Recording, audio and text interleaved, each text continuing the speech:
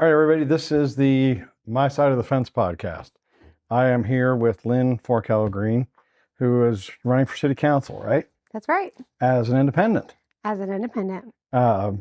Which is, we don't have a huge history of independents running for office in Manassas.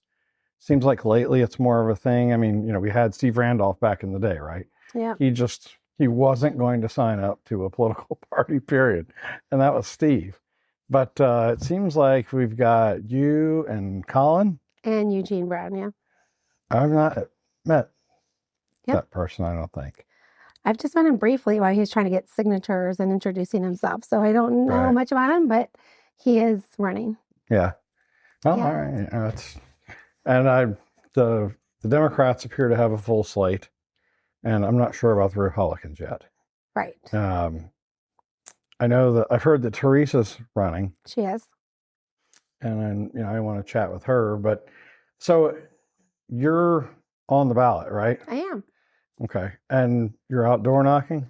I have not started door knocking yet, but I will with this weekend. So we'll answer the question, why am I running independent this time? Yeah. Sure. Okay. Well, basically, I always wanted to run independently. I actually consider myself an independent Republican, so I'm not hiding, but I had committed to be the chair of Prince William Committee of 100, and that's a nonpartisan committee, and my term ended at the end of May, and so I could not participate in the party deadlines anyways, and I had not decided if I was going to run or not. And had I decided, I would have had to step down from the board there. So when I decided, it was already June, and the only way to get on the ballot was as an independent. Right. I still feel like it's so funny because in our area, nobody has, in the local races, an R, D, or I behind their names. So it is meant to be a very independent process so that anyone can run for office regardless of their job, because we have a pipeline to federal workers. So it allows them to have that opportunity. So I think it's a little confusing for folks in that way of what that means. But I do find it hard to, the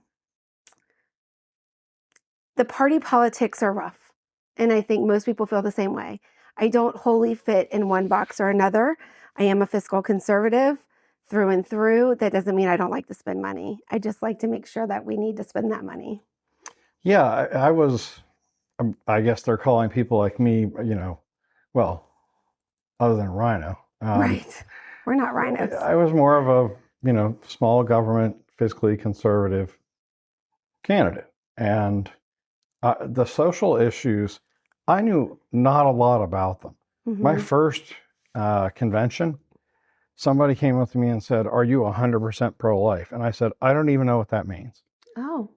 I didn't. Okay. I knew about abortion. I said, I'm not, well, some people might argue that I'm not an idiot, but I knew that, but I did not understand all of the little slices in the abortion debate. I had no idea that all of that was a thing. And, now, of course, I'm not even really a Republican.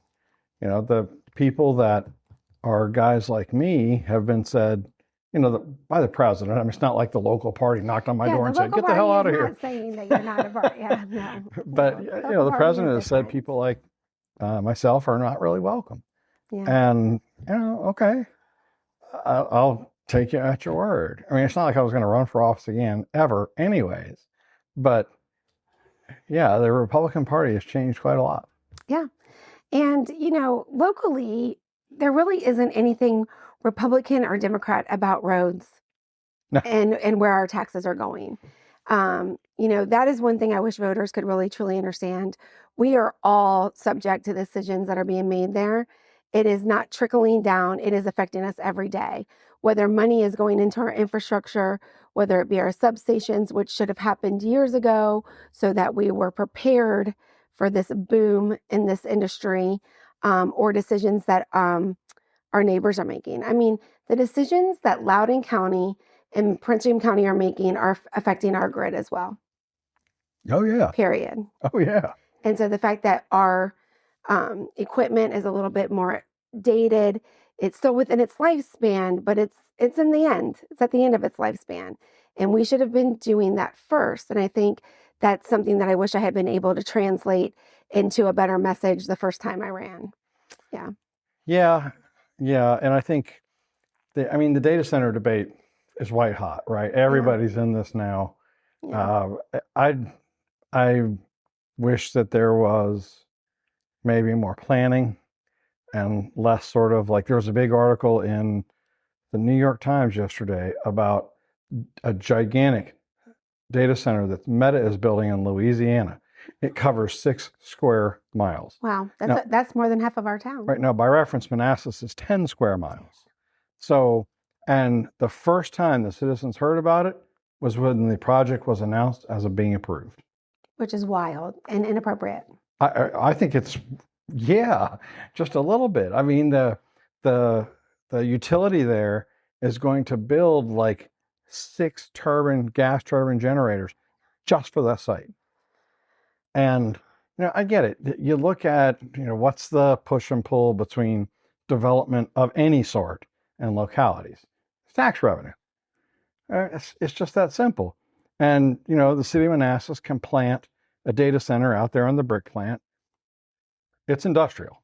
There's no doubt about it. It was a brick plant. I'm not arguing about that one, by the way. 2 more over here that it's still commercial and there's no housing like right up against it. And I think that those are reasonable. But the stuff that went on in Prince William County, where a friend of mine has a data center in her backyard. Yeah. It's outrageous. Well, Great Oak, right across from the city, with Godwin drives in the middle.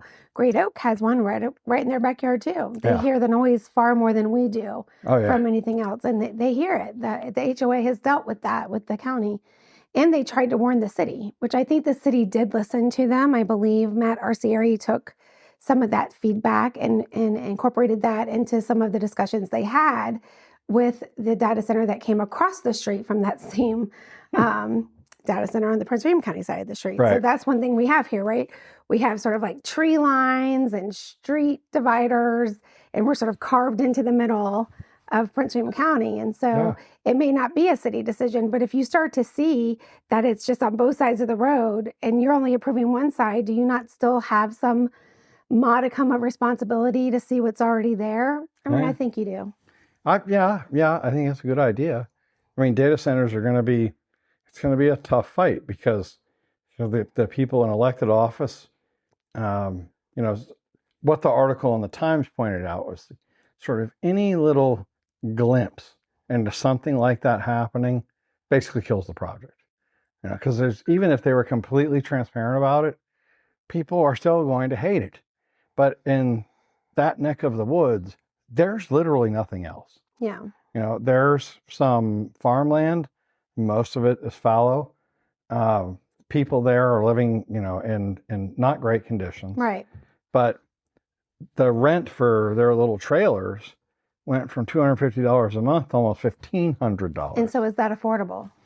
No, not if you're paying $250. So if you're fighting for affordability, you have to balance all these other factors that sound like a good idea that drive the cost of living up.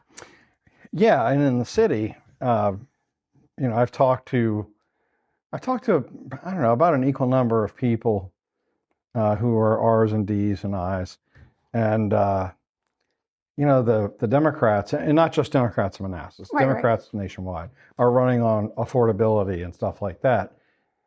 But our local government seems to struggle with that issue, in that taxes go up at least 5% a year or something, and utility costs are increasing, but they want to campaign on affordability. I mean, I think that the things that they have put in place, community center or whatever, those are nice things to have.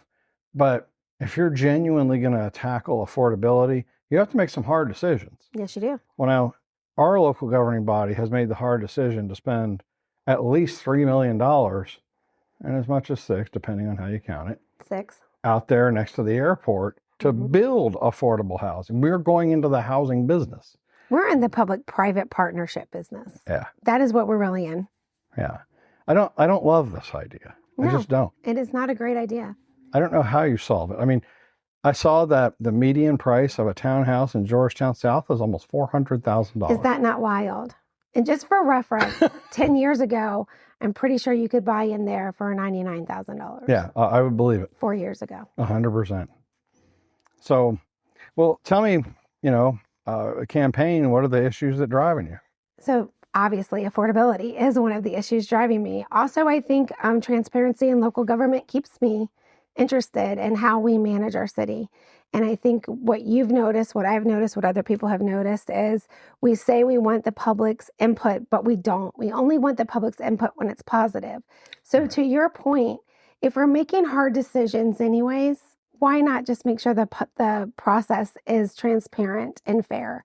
And fair meaning we don't gaslight our public when they come and share a differing opinion. And I'll just share with you the past 10 years, okay? 10 years ago, you could barely get 1 to 3 people to a meeting. And the city still considered that a check mark and a positive. And then it started being where we want public input. You saw that happen. You saw them start to get on Facebook more. You saw the push, and it happened, and it was great. And you saw work sessions become recorded and broadcast, and so you saw them really putting their money where their mouth was, and they were all doing it. And it was very good. And then suddenly, when the feedback sort of went a little too against what they wanted to do, it was like, well, we're not going to interact on Facebook at all. If you put something on Facebook, we don't monitor it. Okay, so we won't deal with that. If you come to meetings now and there's a bunch of people against something, they'll say, well, the silent majority isn't here to say they're for it. I mean, so it's rough being an average resident who just only wants to come and speak about the issues that are important to them. They don't want to have to come for every issue that's important to them. Yeah. That's typically what I do.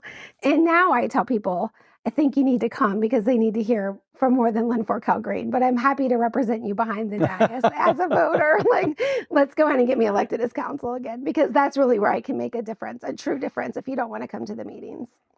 Yeah, I mean, it's pretty, I haven't sent the council an email in quite a long time because it became obvious I wasn't going to get a response. Right. And if you did get a response, it was from the city manager or somebody else. It wasn't from them.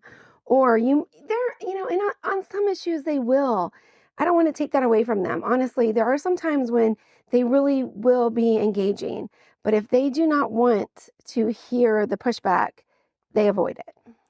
Yeah, I mean, I do. It's probably been at least 2 or 3 years since I sent an email, and I got like 2 responses, I think. Yeah. And I mean, that's their prerogative. They can respond or not.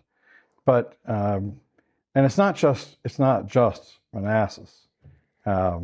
We've had some interactions. We have a place down in the Northern Neck, and we've had some interactions with the locality there that were hugely disappointing. Oh, wow. No response, period.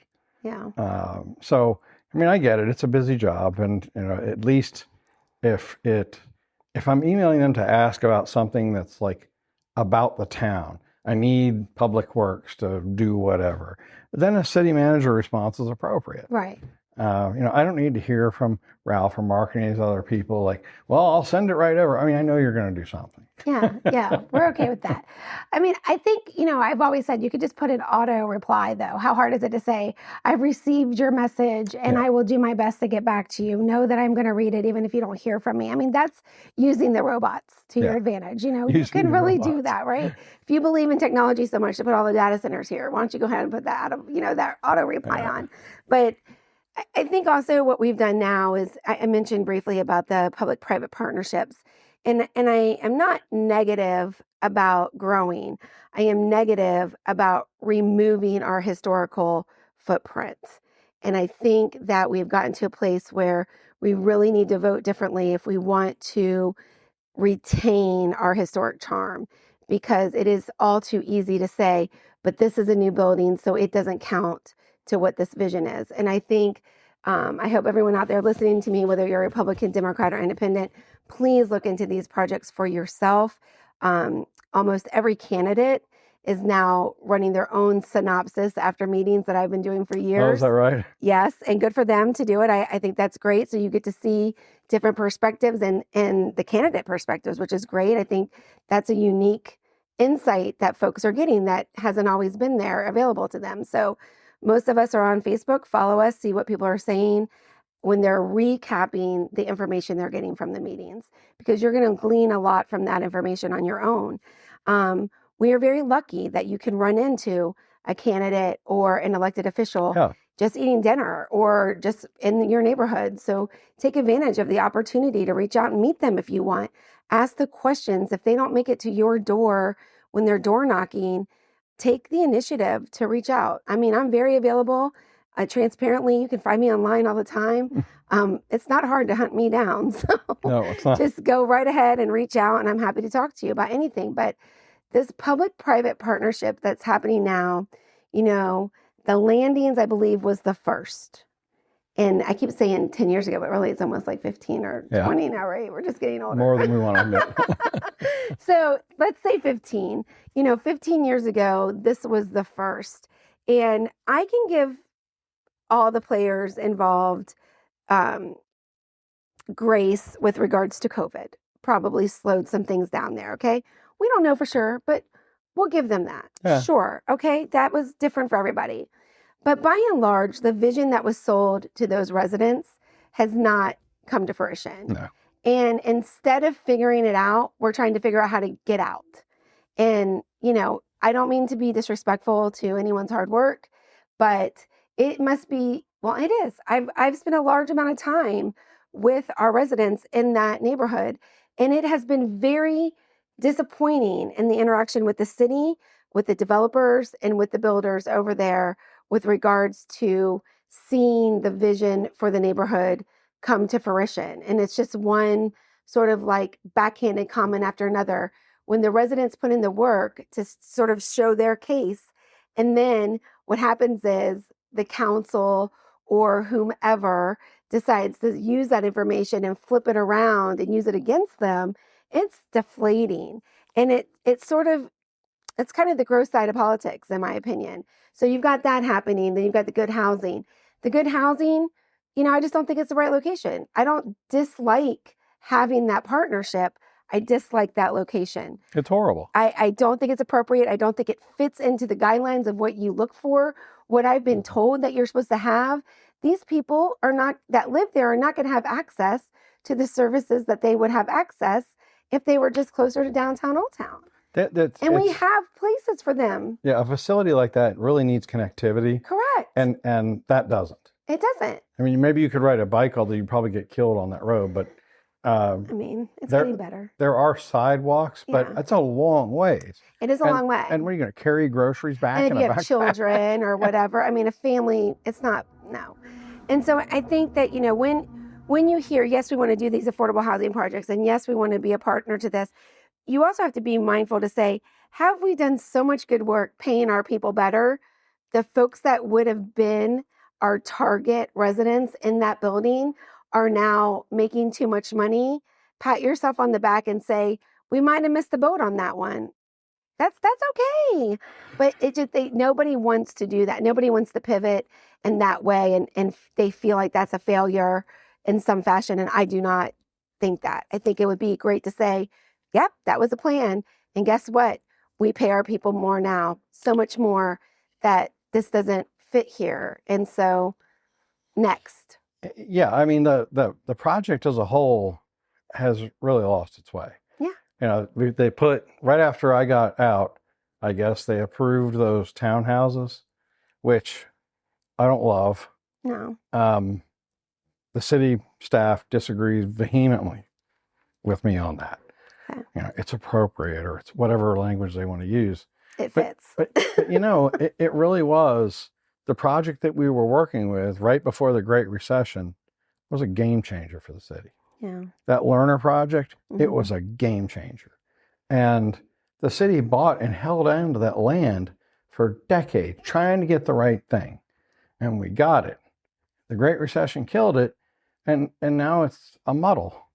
It's the housing, it's already there. It's some office space that was a hotel. But now the rest of it, it just, it's just being hodgepodge together Yeah. to say that we're checking it off the list. yeah. And I think that's really where true vision and leadership is willing to go back to the drawing board, in my opinion, and say, let's just start over. And it Yeah. doesn't mean anybody failed. It doesn't mean anybody is terrible at their job. It's not a whole criticism of the whole process. It's just simply saying, we want it to be the best it can be, and we're willing to start over. Right. I mean, I get it that politically or professionally, Sure. it's hard to say, like, look, we,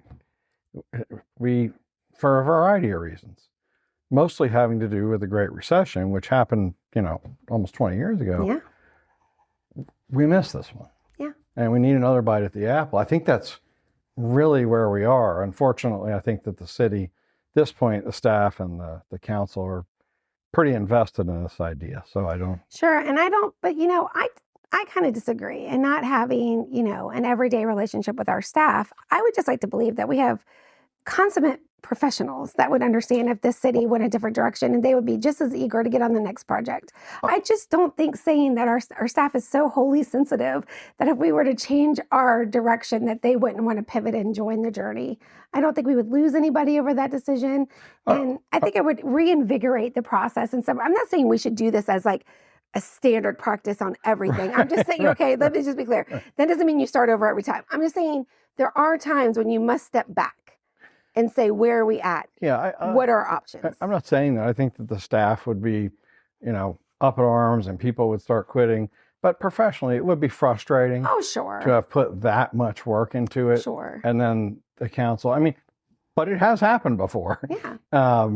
That, the council says, look, we need another bite at the apple. Well, so I just let's don't pivot to where we are now. So we started with that one. That's where it's at. That's how far it got. And now we've bought more properties. And we are, in effect, we are the owner, applicant, and approver of the major projects coming Yeah. before our community right now and in the next foreseeable future, I would say. Yeah. I saw that latest rendering. I think it's an improvement. And then we're talking about MIFCO redevelopment. Yeah. I think it's an improvement. Mhm. I don't know that, it's a final sort of thing. Maybe it is, maybe it isn't. I think it's better, but I think I'd like to see more work around it maybe. But the first one was predictably bad. Predictably bad. I don't think I predicted it would be so bad. Oh, I was a little bit aghast. I have to say, I was not prepared for that first version at all. The first one is the one that comes out of, a designer who's sitting, in some office someplace.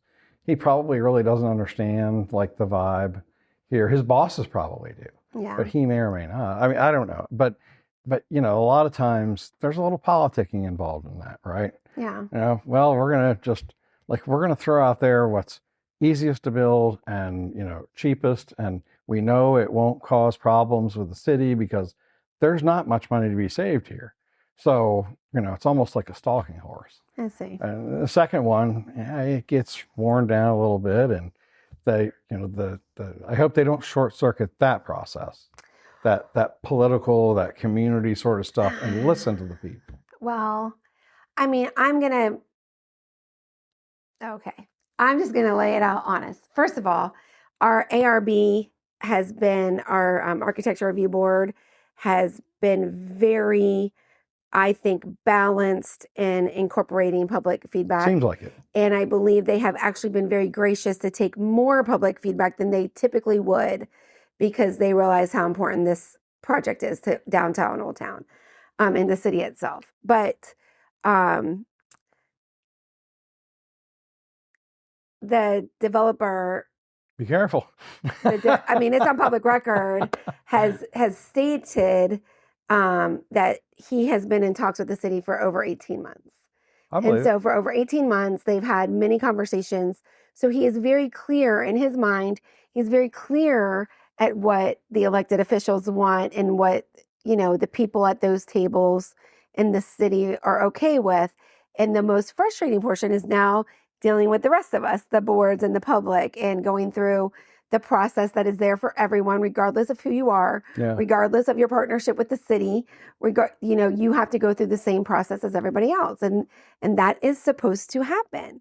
I spent some time talking to this person and was reassured that they have spent time in our city, that they have, not the architect, okay, but they have spent time in our city. They have walked around. They do get the vibe. They've been a part of Manassas in different ways over the years, and lives close by, works in Manassas, not necessarily the city, but Manassas. And so I left feeling pretty good. I have to say, I felt heard.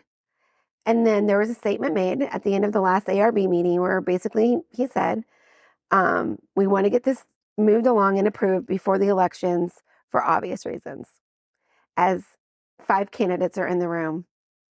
And so the obvious reason I would say is he doesn't know how any of us feel, but he knows how everybody sitting there feels. Well, So you're asking what would the process look like?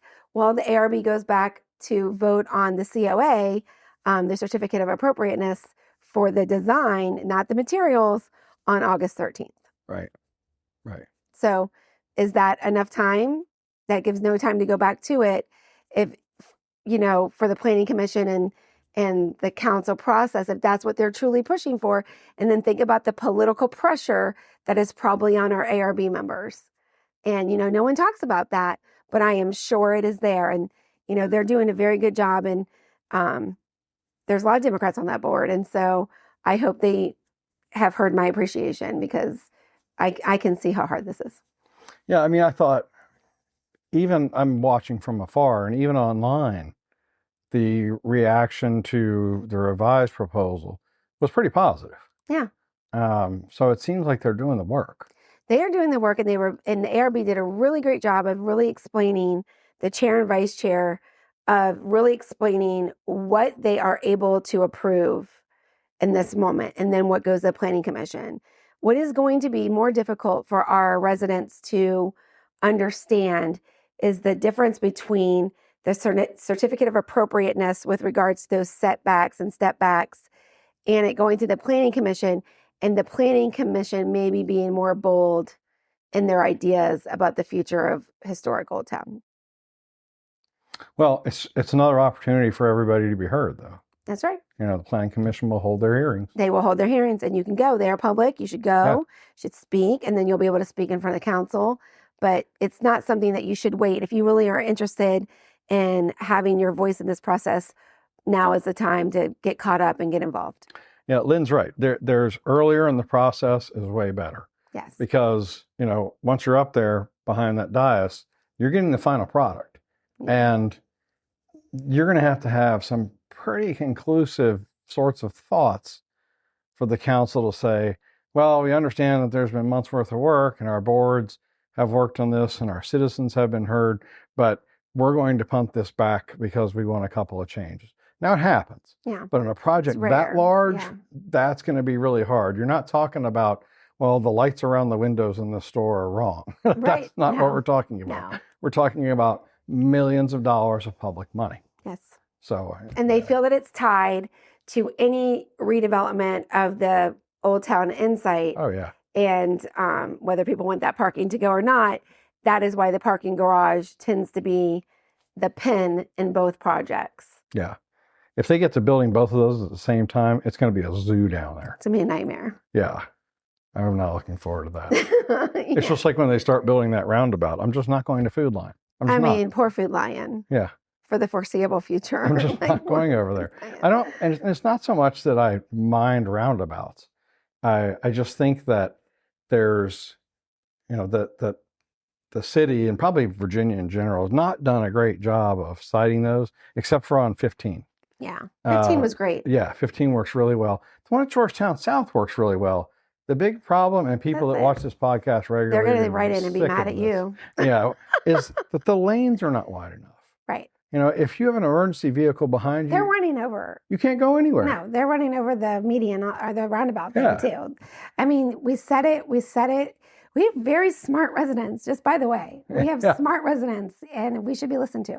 I will say the only other thing I will say about MIFCO redevelopment is it's the height restriction that people are going to either be okay with it being waived, and how it's going to be waived now is rezoning. They will vote to rezone it to be 3.5, which allows you to go 65 feet high. And a lot of folks fought after the Messenger building with, not just fought against, but they worked with the city to put restrictions in the comprehensive plan to preserve the height restrictions in the downtown area. And this project sort of slaps that in the face. And so it is a real frustration for a lot of people. I'm on the side of less height is better in that area. It is not on the edge of town. It is right there. And it is not far away from the other building that eclipses everything. So it's a very, very complicated for some people, very clear for others of us. And shades of gray. Shades of gray. Yeah. Mm-hmm. Yeah, no, I get it. Yeah. What do you think about it? Do you feel like, switching gears a little bit? That's good. Schools. Okay. I'm not trying to get you in trouble here. Yes, you are. But let's go. But, I've had some interesting discussions, especially last season on the podcast with like Kenny Lovelace and people like that, okay. That are super concerned about the schools. Yeah. And a lot of people have strong thoughts. And, the schools across Virginia in general have suffered since COVID. They have. In Manassas, we've had problems for years. We have, the population that we have, can sometimes be tough to educate. Manassas Park has struggled with this. Prince William County certainly has too. But in Manassas, we seem to have run through some of these policy decisions, where you get a 50% no matter what you do. Now, I know that's gone, I think, but I believe that is gone now. But, stuff like that and the impact that those decisions have, I hear from residents that are like, we're paying now, whatever it is, we're paying $20,000 a year. I'm not sure exactly. Oh, you mean? To educate per pupil. We don't know that number. I'm sorry, we don't know that number. I'll share some interesting facts I found out, or like data. And it seems like a lot, and people, I guess, and maybe the school board works hard to connect with people. I don't have a kid in the school, so they don't worry about me, and they probably shouldn't. But schools still affect your tax rate, and they still affect your workforce. I mean, they do affect us all. They affect our community. They do, and there's, it's part of the social contract. Yes. That's what this is part of. I don't mind paying for the schools. I haven't had a kid in the schools in 10 years. Yeah. But, I believe in an educated populace. Right. But the schools really struggle to make headway against these issues. I've talked to Sarah at length. She was on here a couple of weeks ago. And, it seems like they're trying, but man, is it tough to make progress. Yes. So I think we're struggling with two things. We're struggling with not only our population, but we're struggling with a vision for what public schools should be in Manassas City. Should public school educate, or should public schools protect? And I don't know the answer. The answer they've chosen to me is protect. We want to make, and do not get me wrong, I am not against making sure children have food, okay? I'm just saying, though, if we are focused on some of these other things versus the area of our expertise, which is actually education, then our resources and our attention go to these other things. And I think that that's where we've spent the majority of our time. And, the state doesn't really help us in some ways, and the federal government has not helped us in some ways with their decisions that sort of trickle down to us. And I say trickle down, but they directly affect some of the policies that we make because they're tied to funding that we want. Yeah. And so that carrot and string has been something that I think has gotten us in trouble. And we're not the only jurisdiction that I feel that has happened to. So in some ways, I feel like we have abandoned our teachers' expertise. And I don't know that that's a local school board issue and not more of a federal and state, mainly state-driven issue. And so who you elect as delegate and, state senator matters a lot, because if you really care about education, those are where those policies are coming from. And so locally, because I try to stay Manassas City, that's what I'm interested the most in. That is where you can stay very independent in. It's very clear. I want to believe our schools are the best. Yeah. But they're not. They're not. They're not that most highly rated. Does that mean every school is awful? No. Does that mean every student has a terrible experience? No. Does that mean we need to do better? Yes. How do we do that? And that has been, I think, an issue that we've been stuck. I mean, I think since Scott Albrecht was on the board, I think is when some of the things after he left, I think you saw real changes in our schools. And I think lots of things happened at the same time. It wasn't one thing. I think lots of things changed at the same time. As that school board with him on it shifted, that's when our schools shifted. And so if somebody were to really look at that, now let's talk about a little data. I said facts, but what I meant was data. So don't come for me.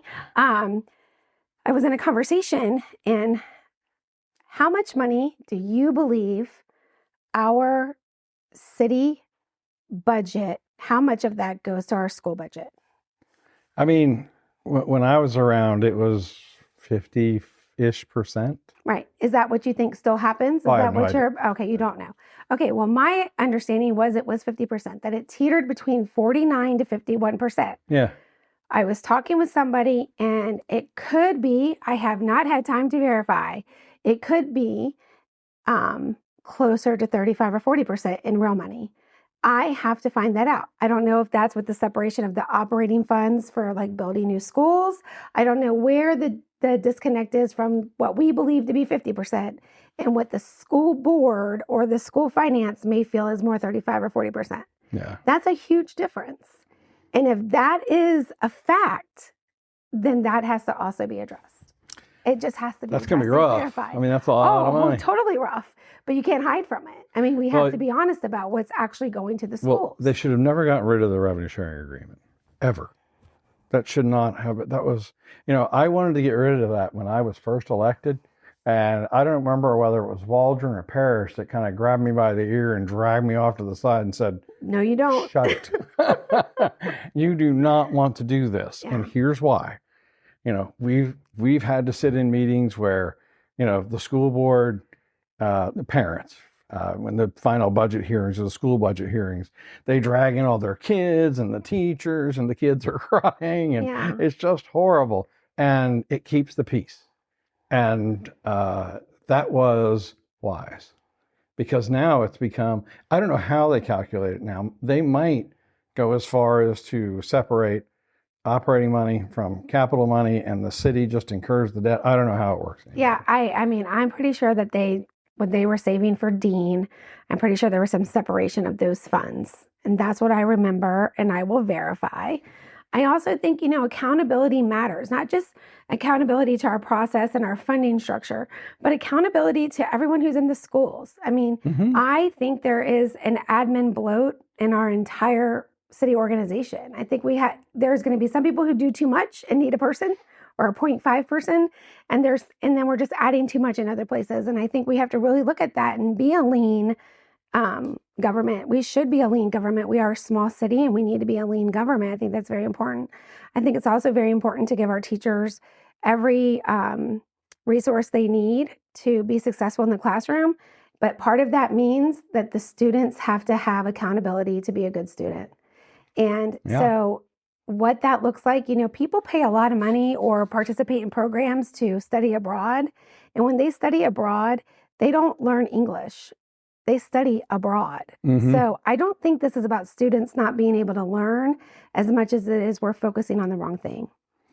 Yeah, I don't know. I mean, my thing has always been, I firmly believe that for the schools to be performing at a higher rate, it's going to take the collective efforts of the school board and the city council. And I'm not going to shut up about it, because there's kids there that need support. And if they're not getting it home, then we need to figure out, I mean, I don't love the idea, right, of standing up new city departments to deal with these things, but collectively, with the amount of money they have to be able to sort this out. But we do have new departments. We do have new, family liaisons that are supposed to help Right. with that. That's So true. those are in place. And if they're not, I'm not saying they're not working, but if they're not enough, then that's where the money should go for sure. I absolutely agree with that. I think also people are waiting for candidates to say how they're going to fix the school board and just the relationship. And I think, that is a hard discussion because the school board is a separate entity and the city council cannot tell the school board what to do. We fund what we're going to fund and they decide where the money goes. And that is the truth. There is a reason for that, and that is set up that way, whether we agree with it or not. But to your point, I think we are at such a crossroads that it will take a lot of people at the table to fix it in the city. And I think we should all be willing to get around the table, maybe have a joint retreat. They love them so much. Have a joint retreat. You did? I tried that. Did not work. Okay, the joint retreat did not work. Well, we can just have a roundtable discussion and we can figure some things out. And I think we really could. I believe there's a lot of people who have the same desire to make sure that our schools are the best they can be without tearing them down. But I think we all talk about problems differently. And so I'm hoping that people hear me say, I understand the schools need more support, but we don't want to be wholly dismissive that our schools are ultimately terrible. That being said, there are a lot of families who experience terrible experiences at schools. Yeah. They're not able to get the services they need. Their children are discriminated against. There are things that happen in our school that we do not want to talk about because we don't want the bad press. And that is true. And I will not discount that. But getting that fixed takes a different process. I mean, the problem is you have people, usually on the school side, who want to be positive about the discussion. And I get that. They put a lot of work into it. The electeds, the staff, all of them. Yeah. And then you have... And the teachers are teaching their children every day. And teachers go to work every day. Yeah, every day. But then you have people that are like, yeah, but, we're still like 134 out of 138 in rankings or whatever the actual numbers are. Right. Both sides deserve that respect because both things are true. Correct.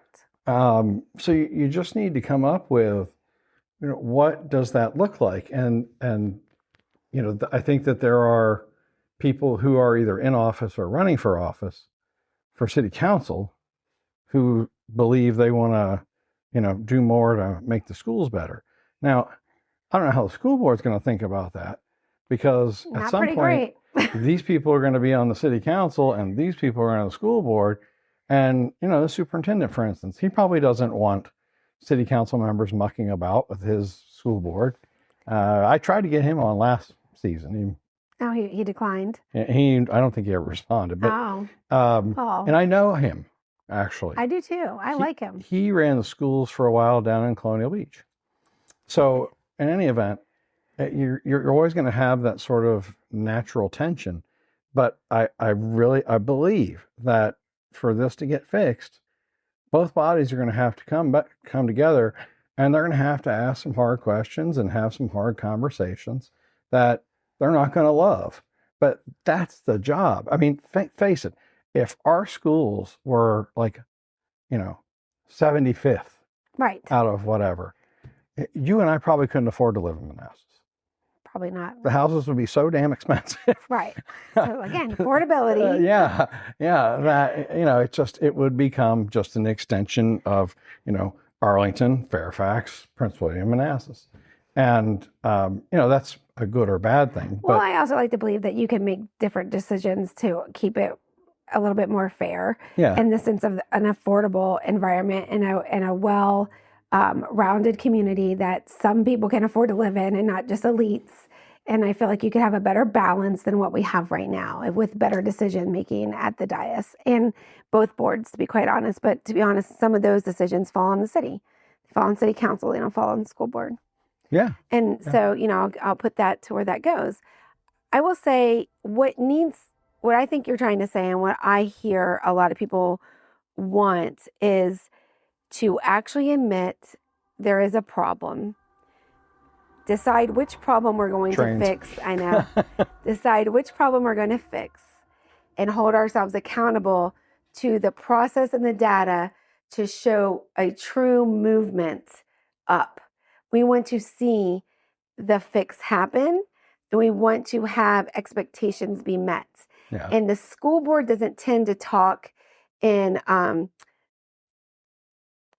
presentations that way as the city may. And so the city is far more business driven and their expectations, not wholly, but some of these expectations. So when they partner with the schools, I think that's what they're wanting. They're wanting them to come and say, this is what we want to do. This is what we think we can do to get there. And this is the help we need from you. And this is our commitment to you. With this investment, you're going to see X, Y, and Z. And how do we get there? So then our residents and our taxpayers are like, okay, I can get behind that. And in 3 years, I'm going to see an increase in this, and I'm going to feel better about spending my money on it. I mean, that's really where it's at. Yeah. Well, yeah. And I think that the way that is successful is that, the council acknowledges at some level. Yeah. We're prepared to spend X dollars. 100%. Now, you can't buy outcomes, right? No. But the council could say, we're ready to spend $5 million, whatever the hell it is. And schools, like, can you guys, like, what do we do to at least take a run at fixing this? Right. And that is an insanely difficult conversation. I've tried it, mano a mano. I've tried it at a committee level, and it's always hard, especially when now I'm talking about my experience 15 years ago. Okay. When, the one body or the other believes we're on the right track. Right. The city council believes it, so they're not going to give you any more money. Right. Or the school board believes it, but they need more. It's just, it's insanely difficult. I think if we can come around the table in a public-private partnership and give someone $6 million, we should be able to come across the table and be able to fix our schools. I mean, give me a break. So we need to figure it out. It's the people who are at the table that need to change. Yeah. I mean, it's difficult. People are difficult. People problems are difficult problems. People management is difficult problems. Yes. Yes. We have to manage all different types of people and all different types of input. But I think we all do agree that we want our schools to be the best they can be. And we don't want to wholly tear them down. No. But we don't want to wholly ignore that they need some help. Yeah. Because I think that the demand for higher performance it's there. Yeah. And people are probably ready to spend a little bit of money on it, but not in just sort of like, well, we're going to pitch a couple $1 million into X. Like, they don't want it to just go to more admin positions. Right. They really don't. And if the admin positions are not helping the teachers do what the teachers need, then that is not working. And so I'm sorry, it's just the wrong approach in my opinion. But I don't run for school board. And so, but I am happy to discuss it from a city council perspective that I just don't think that that's working.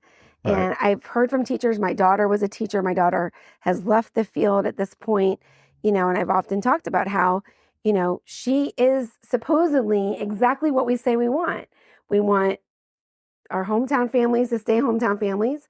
We want our students to go to college and come back and work here. Right. And buy a home here. She did all those things. And she did not have a great experience working for our schools. And in some ways she did. Okay, so I can't speak on her whole experience, and definitely maybe it was because her mother was running for a political office and maybe that made it worse for her, and I apologize. But that shows that we need a change in our school system if that's all it takes to run somebody out of a teaching position who was doing a good job. Yeah, well, the politics in Manassas have gotten more politicky. They have. That's why I didn't run for office for a third term. Forget it. There's too much politics in the politics. Yeah. And it had just gotten nasty. It has gotten nasty. I'm kind of quiet about how nasty it gets. Well, my exposure to it was relatively minimal. But I watched the land use committee kill an idea that all of the electeds at the table agreed was a good idea. Mm. But it got crushed because it was proposed by a Republican. That's wild. So that is wild to me. I feel like I see that right in Washington, and I see it in DC, but I don't feel like politics in Manassas can really afford that kind of No, stuff. we are supposed to be better than that. We're a small city who can welcome different ideas and different points of view and collaborate in a way that is effective because we are small. And that is what makes our city so special. Mhm. I mean, that is what makes our city so special and so unique. And if we lose that, then that is awful. We should not lose that. And I mean, I will work with anybody. I can disagree with you on this item and then be with you on this item. And that is how it's supposed to be. I don't know Sure. what happened to where you can only agree with somebody 100% of the time or not at all. That's not possible. You don't even agree with your own family or your own spouse 100% of the time. Did you? I do not. No. And he knows it. And he would say the same. And that is So what would is Sarah. good. Yeah, it's so good to have differing perspectives. It's good for our children. It's good for our communities. And so I think that we're stronger together. And if you believe in diversity and inclusion, then you have to believe in diversity of thought. Yeah. Yeah. 2 or 3 years ago, I was talking to, well, I better not tell that story because I might get somebody in trouble. But I think the diversity of thought and the diversity of experience is super important Yes. on both boards. And you want to see, that kind of action. And representation, happening. yes. Back in the day when we had an appointed school board, a lot of those appointed school board folks were just hard-nosed businessmen. There are some educators, there are some other people, but the people that drove the conversation frequently were those guys. Mm-hmm. And sometimes, we didn't get the best answer, but because you got it from one lens.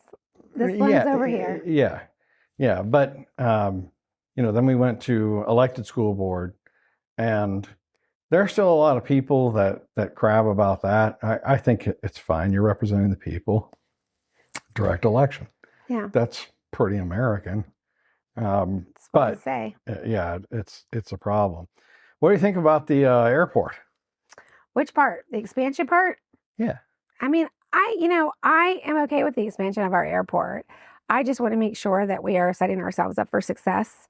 And I hope more people pay attention to the airport commission meetings. And, I hope that the city council focuses also on some of those questions that may come down the road. I think I just spent the last month catching up on some of the meetings that I missed. Because like I said, I was a part of another committee and our meetings were on the same third Thursday of the month. It's a very popular meeting day.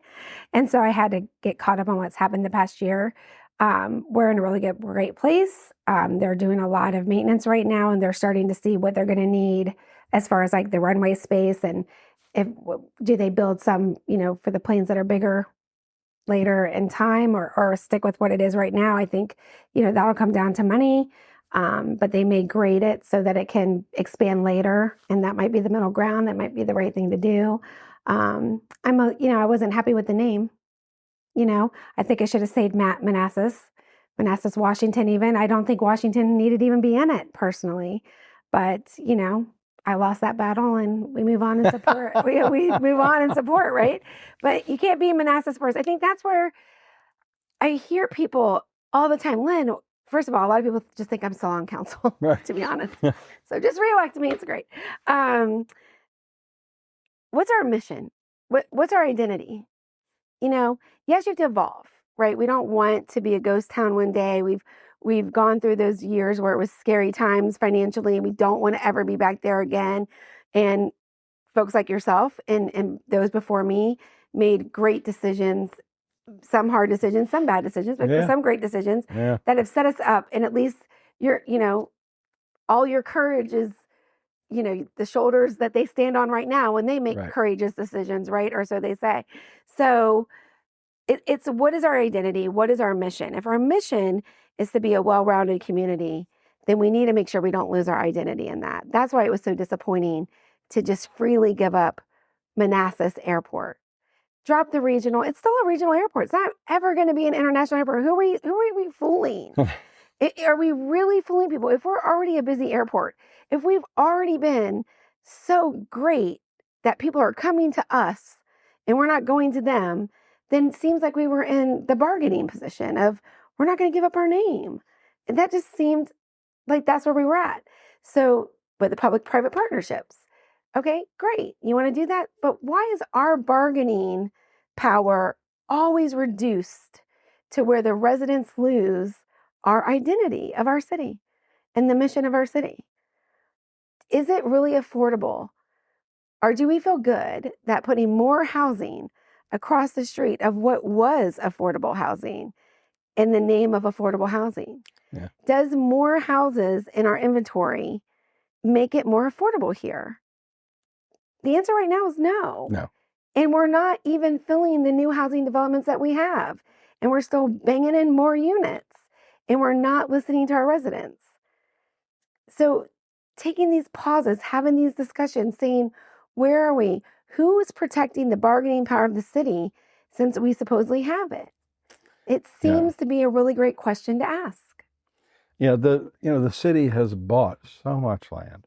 And, I'm not strictly against it, okay? Because when I was on council, right, we did vote to buy that DMV back because we sold it to somebody, that corner lot. They built that little building for DMV, and it was the DMV for 20 years. A long time. Right? Yeah. And then the DMV said, we're moving, and the council bought that land. I voted to approve it.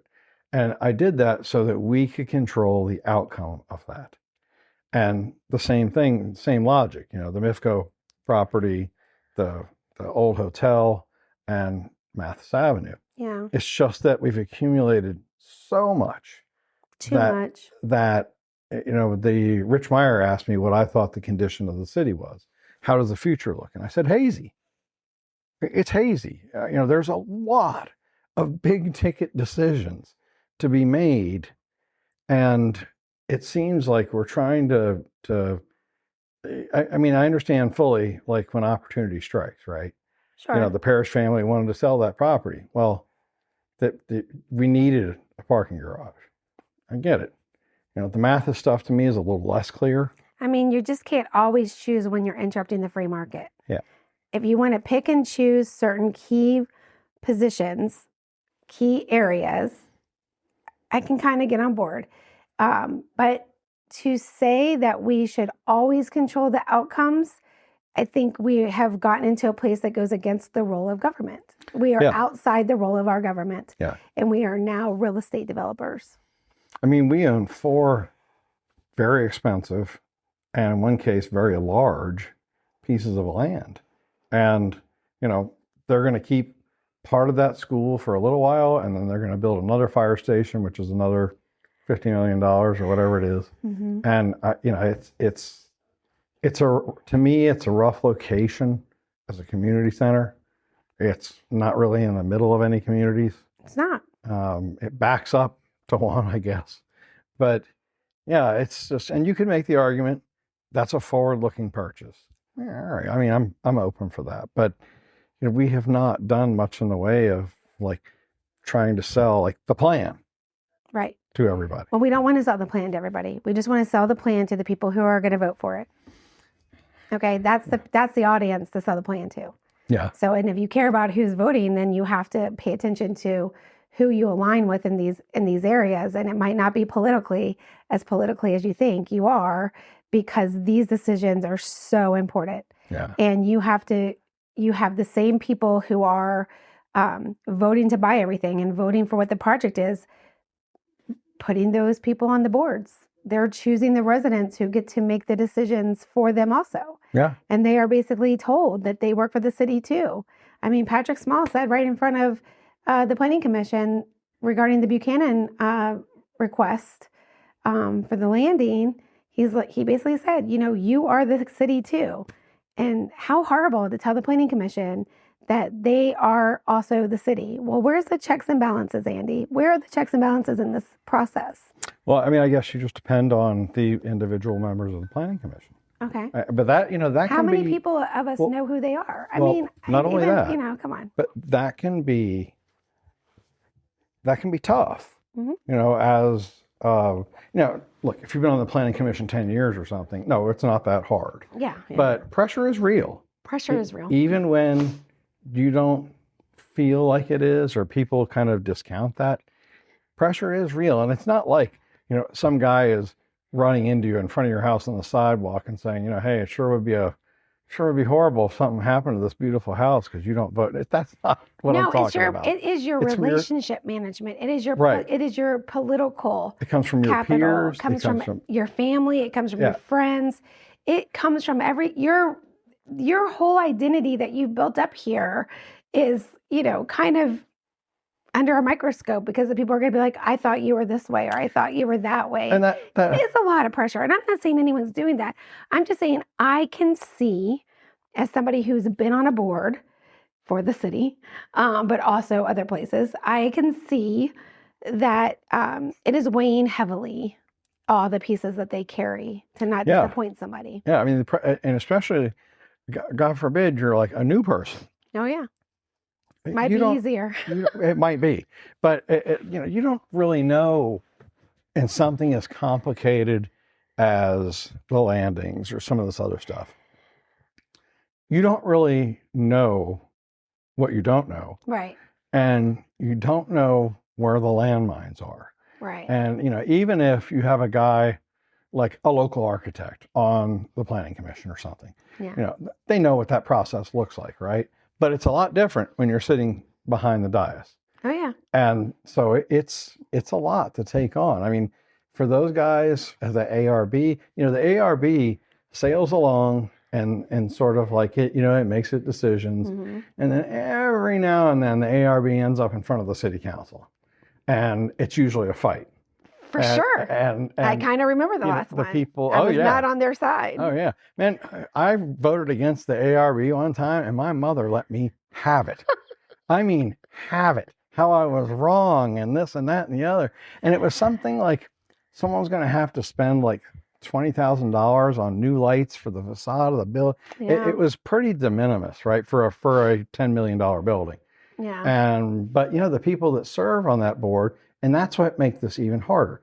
The people that serve on those boards are passionate about it. Yes. And for me to sit up there and insert my judgment in place of theirs is hard. Yes. Even if it's not my mom who's on the board, it's hard to look those volunteers in the eye and say, I'm sorry, I think you're wrong. Right. That's tough because they put, they have meetings, people yelling at them, all that kind of fun. I mean, I think the hardest part for the ARB, and I think they've said this, is like if they took into consideration the financial portion, then they would not be able to make any decision. They really have to apply their guidelines without a financial lens. Yeah. And they are very clear in that direction. That's hard. And it is hard. And I have disagreed with them in the past on, I did not agree with what happened to Monza with the wall painting. I just thought that was ridiculous. And I thought the council should have went against the ARB on that. I thought it was wrong.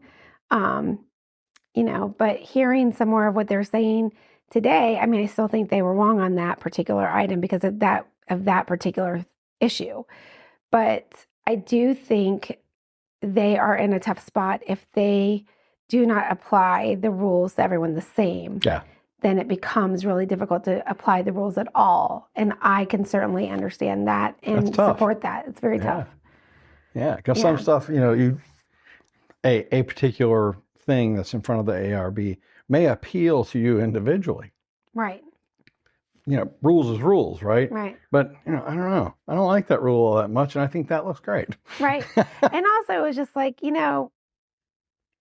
don't know. That one just seemed to be just kind of not a great decision. But I do think we also have to understand that our residents and the people who come to Manassas, they really like our history. They come here for our history. Yeah. And if we're going to be so flippant as to just give it up, we will never get it back. It won't come back. No, I think especially young people that come to Manassas, including the people that move here. Yeah. It's not something that initially or even in the first several years they live here. It's part of the tapestry, right? And they like it. But at some point, they also become passionate about it. Right. And, you and I have plenty of friends in common who this has happened to. Right. And you're right. It's part of what we are. Yeah. Yeah. And that's where I just encourage, our city elected officials and our county elected officials and Manassas Park elected officials to really sit around a table with this interjurisdictional committee and really represent all three of us, because it is not to check a box. It really is shared. What's happening with Old Bennett is tragic, in my opinion. To be gaslit from the dais of the county is also a special kind of ridiculousness that I never thought I'd have on my bingo card. Right. But, it is also not leadership to gaslight those who come and speak against something that you're doing. It is not. On any board, I criticize any board who does that, from a school board to a council board to anything, or board of county supervisors. Whatever you think you're saying that may be correct will never land the same when you're up in that seat and we're over here. It never translates the way you think it will, ever. And so just don't do it. You can share your disagreement without gaslighting somebody. And everybody in office, everybody in that seat has used a position on something they cared about and fought for it with their neighbors to run for office. Sure. We have all done that. Sure. Because I never planned to run for office. I saved a park with my neighbors, and people said, you should run for office. I was never thinking, I'm going to run for office one day. Yeah. And I see that with, other people who are coming. Colin Turner. Yeah. I don't think he started off, maybe he did, but in my conversations with him, he just got involved, having moving back here, and found out about Old Bennett, started doing the research, got involved. That became, very important to him. And then through his experience, he decided, maybe I should run for office so I can make a difference. Yeah, I'm looking forward. I need to get him on here. Really important thing of why are we going to discredit somebody because they're trying to find a path to make a difference? Yeah. We should not do that. We should not discourage our young people or any people from wanting to make a difference in our community. It's wild how much the way that people get elected or run for office and get elected has changed since I ran for office. What was that, 2006? Did you run as a slate or did you run individually? Republicans have always run individually. Yeah. But you had to get the blessing of the Republican Executive Committee. Okay. You were not going to run for office, not in any serious fashion. Okay. If you did not have that. And at the time, I was running my IT business. I was writing a column for the Journal Messenger. Yeah. And I wasn't really all that involved in politics. I liked, I was generally center right. The social issues, my thought was always look, live and let live. You got to do what you want to do, man. If I don't like it, I'm just not going to do it. It's okay. But, I had to meet with them, and they thought that, so I had been in business for 6 years already. I had been on no fewer than 6 boards. I had about 15 years of work experience, and they weren't sure that I grew up here. My dad grew up here. And they weren't sure if you should run? They weren't sure if I had enough experience. Oh. And they also thought that I was too conservative. Oh. And that was all kind of surprising to me. And I just made it clear, look, I don't understand what the holdup is. I'm going to the convention. Yeah. And so I think that there were 4 people in that convention, maybe. That's wild. I didn't know much about the party politics until I decided to run either. When I first decided to run, I wanted to run as an independent, and I was told, you just can't run as an independent here. And I thought, why not? The whole process is independent. So that's been, a very interesting thing to navigate. I had never been a part of any party. Me either. And so that was my first experience. And then people will be like, well, why didn't you run as a Democrat? I don't necessarily consider myself a Democrat. I consider myself probably more like a constitutionalist. That's why I feel like I'm an independent. Just an independent Republican, because I am more conservative fiscally, of course. And I do think small government is better for you to have a more free life. I do believe in that philosophy. But getting involved with the political side of the party, has been an interesting situation. But for the most part, I've had a fairly good experience, outside of just the same frustrations of learning how it works, learning, people's personalities that you didn't know at first. But I think I've made a lot of great friends. We were generally very welcomed into that when I was running. My family was welcomed into that. They are close to my grandkids. I mean, my grandkids run up to these people on the street. And so to me, it's been a much better experience than what I've had with some Democrats in our community that are attached to a committee. Yeah, and interestingly, so when you're attached to a committee, it tends to be a very challenging dynamic, I think, for some folks, especially if you're running for office. Yeah. I actually had to chat with the new chair of the Republican Party a couple weeks ago. Pat Gary. Yeah. And I'll invite him on here. I'll see if he comes. He's great. He's an interesting guy. Yeah. He's very business-minded too. He's very business-minded, and he's very focused, and he only takes up doing stuff, this is my observation, that he really believes in. Correct. And that's what it seems to be too. Yeah. And I think that he's the man for the position. He just gets rid of all the noise, I think, in a lot of ways, which is nice to see. When I was trying to do it, we had COVID. It was impossible. Yeah. So it was horrible. But yeah, I think he's a good guy. I haven't talked to whoever the chair of the Democrat Party is. I think they have co-chairs. They do, Manassas Park. I interviewed the previous co-chairs.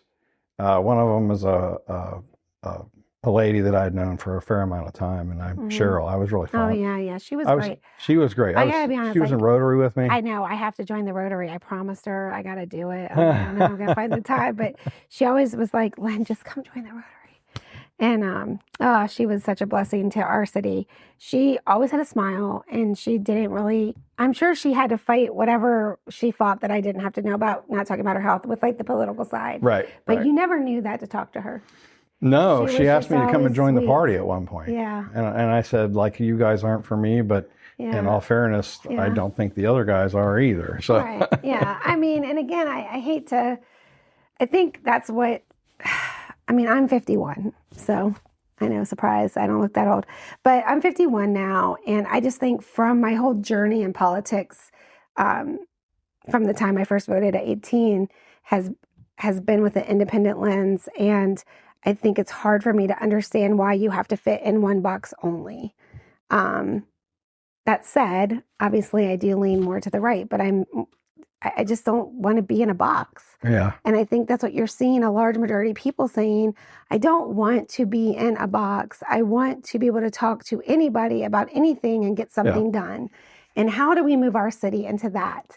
Because if we can move our sweet city into that, we're going to be better for it, especially being such a small town. And we want to have that communal aspect, that community heart. And you can't have that if you're constantly dividing each other and putting them in boxes. Yeah, I would very much like to see, I don't know how to make this happen, but I would very much like to see a serious debate amongst candidates, because the contest of ideas is what brings the best idea to the top. Now, we don't have a paper, haven't for years. Really. People are trying. But. Who organizes this? I mean, I don't know, but I think that would be great. Again, I don't know how many people would watch, but I think people would watch. I just don't think people will participate. I think you would have some candidates who would be willing to do that and some candidates who wouldn't. And then the challenge is, do you proceed without the people who did not agree? Yeah. I mean, look, if we're just talking politics here in a city like Manassas, I think the Democrats wouldn't participate. Yeah. I mean, if it was me, would I participate? No. Well, you don't have to. Well, I don't. But no, I meant they don't. They do not feel that they have to. No, that's what I'm saying. Right. If I was running as a Democrat in the city of Manassas, there's no upside to that. I mean, we're just talking politics. I'm not saying they're bad people. No, I'm not saying they're dumb people. No. I like them all. I love you guys. But it's just, you're talking politics. Right. Right? So, but it would be best for somehow for that contest of ideas to surface. I mean, that's what the Prince William Committee of 100, I've plugged them a lot this chat, but that's what they do. So who's the new boss there? The new chair is Retta So she's she's a Prince William County resident, I believe, but she is amazing, and the executive board's amazing, and they're going to do great things. I'm sure that they may reach out to anybody running for office to put on debates. That's one of the things that they do. Right. A lot of times they focus on a little bit higher office, but I don't know if they'll be interested in the lower office. I think it becomes difficult for a small committee to and join them if you're interested in helping your community in other ways too. There, you can find them at pwc100.org and join. It's a great group of people. You get a lot out of your time there, and you don't have to join if you just want to participate in their monthly programs, which are really, really educational, really, really important. But they to put something together for 7 candidates is quite a lot. That's rough. So I don't know that they would have, you could do it at City Hall. Yeah. Well, would City Hall give it to them? I don't know. Well, I don't know. So, they probably might give it to a resident if you ask. Exactly. I don't know. So, I mean, I think that those are the things that, we'll see in the next, early voting starts September 18th. So we're already under 60 days. So I don't know that anybody will get a debate in before this when you have that short of time. Probably not.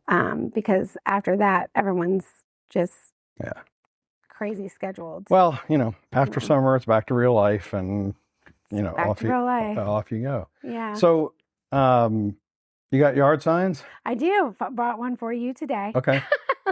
Okay. In case you want it. I do. But so I'm really excited with them. They did take a little bit of time.